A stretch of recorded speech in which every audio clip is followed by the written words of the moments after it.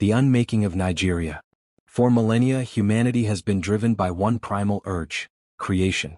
But what if understanding creation meant reversing it?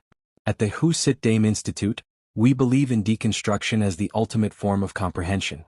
And today, we undertake our most ambitious project yet with our most polished scientists, Dr. Elara and Professor Zee.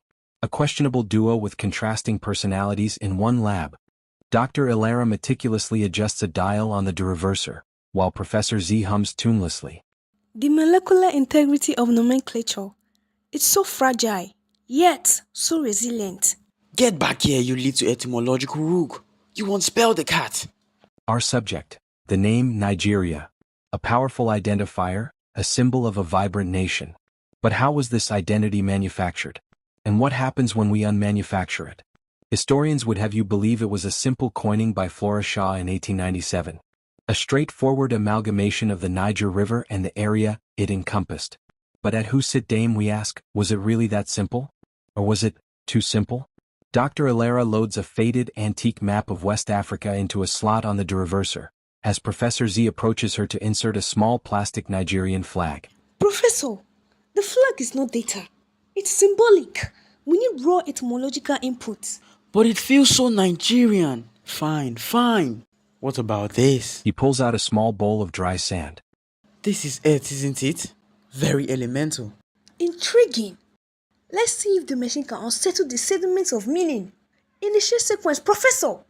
Aye, Captain Rivers. After saluting haphazardly, Professor Zee proceeds to hit a large red button. The machine groans, lights flicker wildly, and smoke starts to billow out of it. The process begins. The machine grapples with the historical layers, the linguistic fusion, the very concept of a name taking hold. It's not just a word, it's a tapestry woven with centuries of human experience. And we are about to unravel it. On a screen next to the machine, the word Nigeria slowly starts to dissolve. The letters jumble, then separate, then fade. We're hitting the Niger stratum, observing rapid delatinization. Fascinating. The Negrum flumenis. It's squiggling. It's unsolidifying into its primitive serpentine form. Look, the great serpentine river. It's alive, Dr. Elara. It always was. On the screen, the stylized depiction of the Niger River on the map unstraightens, becoming an animated, mythical serpent-like entity writhing across the land.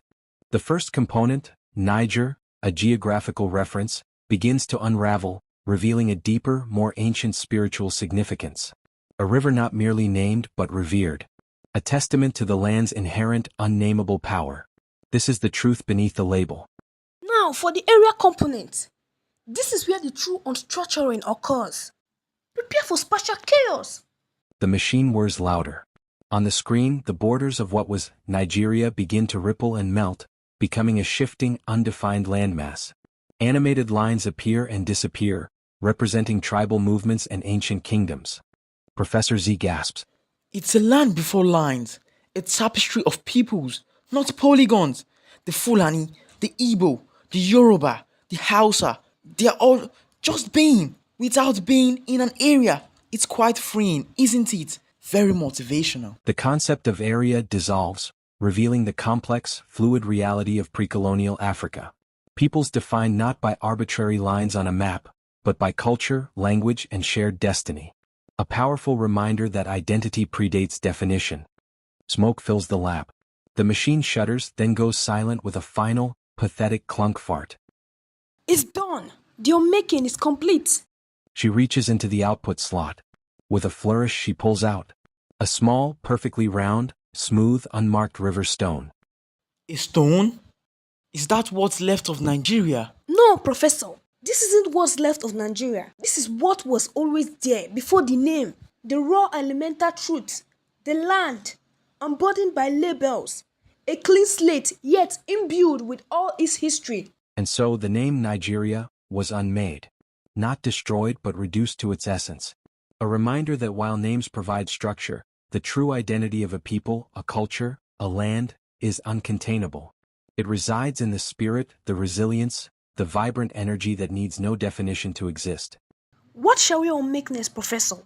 The concept of Monday? Oh, please. Imagine the chaos and the motivation to avoid it. Join us next time on Who Sit Dame, as we delve into another monumental uncreation. Because sometimes, to truly understand how something is made, you first have to understand how it can be unmade. Thank you for watching. Please like, comment your thoughts, subscribe, and follow for more. Arigato.